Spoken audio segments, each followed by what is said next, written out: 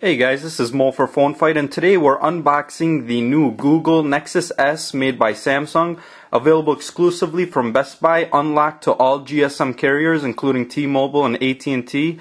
Of course, T-Mobile does support the 3G bands for T-Mobile, not the HSPA Plus bands, but the 3G bands, and it goes with AT&T's Edge service. Let's get right to it. We have the box right here. Very plain, nice and simple. Google, Samsung, no bloatware obviously since this is a pure Google phone. Let's open it up. First thing we see is the phone right on the top. We'll get to that in a second. Let's just see what else comes in the box here. T-Mobile SIM card.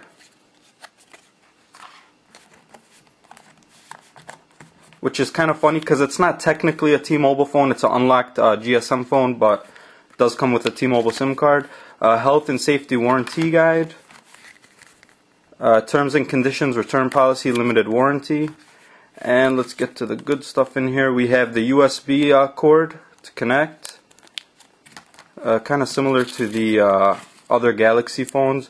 Has the adapter to charge and plug into an electrical outlet. Battery is a 1500 milliamp battery included with the phone. It's nice and thick, you could kind of tell it's a heavier capacity battery. And then we have some headphones. Let's check out how these look.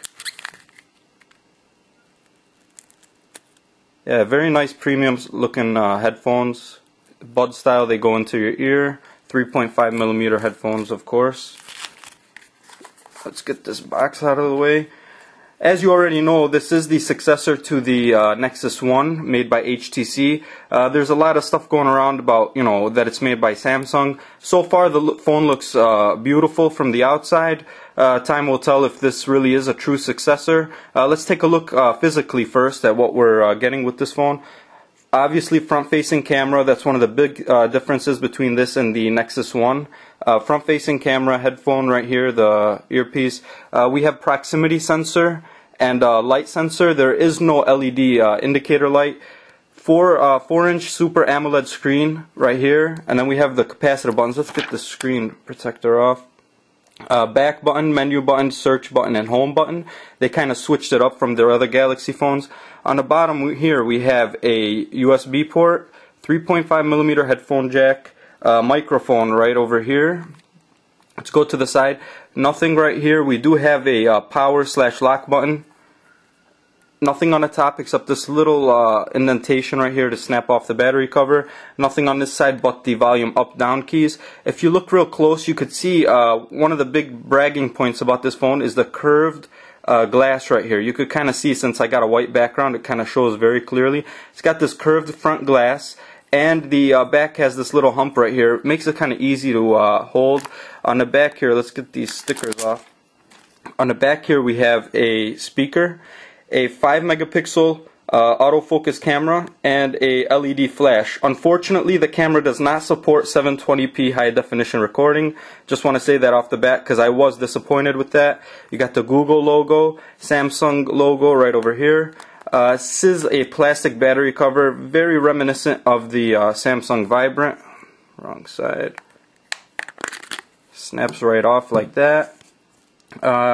As you can see, it does have the NFC chip, near field communication chip inside. SIM card slot, that's of course the speaker we already went over. Nothing else in there. Let's put this battery in, power it up for the first time.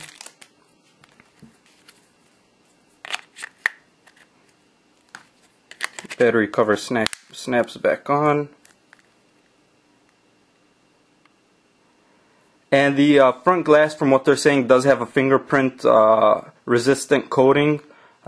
So far I guess so. I mean, it's of course too early to tell. And this is the first boot up. Let's see what goes on. I did not put my SIM card in there yet. I hope that's not a problem. The traditional Nexus load screen right there. And touch the Android to begin. I could say right away that the screen quality, I could tell, is a huge step up from the original Nexus 1. Let's skip all this. And there it is. This is the main screen when you get to the When you get through to the phone, check out the app tray. It's your traditional stock Android 3D effect, almost like a cube app tray.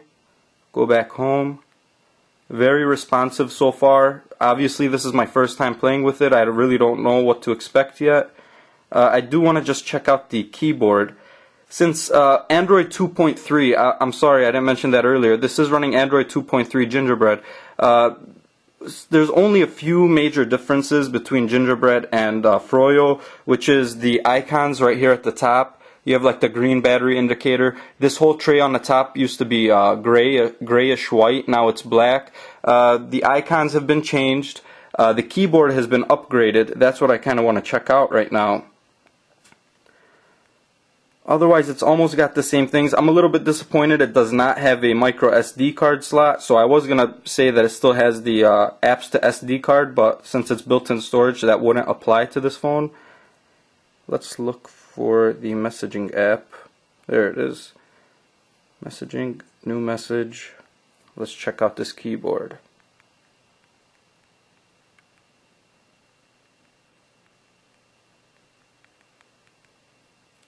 Alright, got one part wrong. I do like that though, it has the little cursor now. So you can scroll between editing for text. I was a little bit worried actually. Nobody had mentioned this before. I was a little bit worried that it didn't have a trackpad and how they were going to handle editing text, but that's perfect. You just tap anywhere. Wow, and just move that cursor around. The keyboard was responsive. It's very responsive actually. And I do like stock keyboards, so this is a test of the new Android keyboard. This is the test of the new Android keyboard. Very accurate. And then let's go back with the home capacitive button. Stay tuned, guys. I am going to release later on today my initial impressions of the phone. Some things I like, some things I dislike about the phone already. I'm going to play around with it for the rest of the day. Hopefully by tonight I will have those initial impressions. Also stay tuned. Within the next few days I do want to get a good feel for the phone. I'm going to come out with a full review going over the camera, the phone app, the messaging, video, all that good stuff. And then after that I am going to have a nice head-to-head phone fight between the MyTouch 4G and the Samsung Nexus S. Here is just as a comparison for size.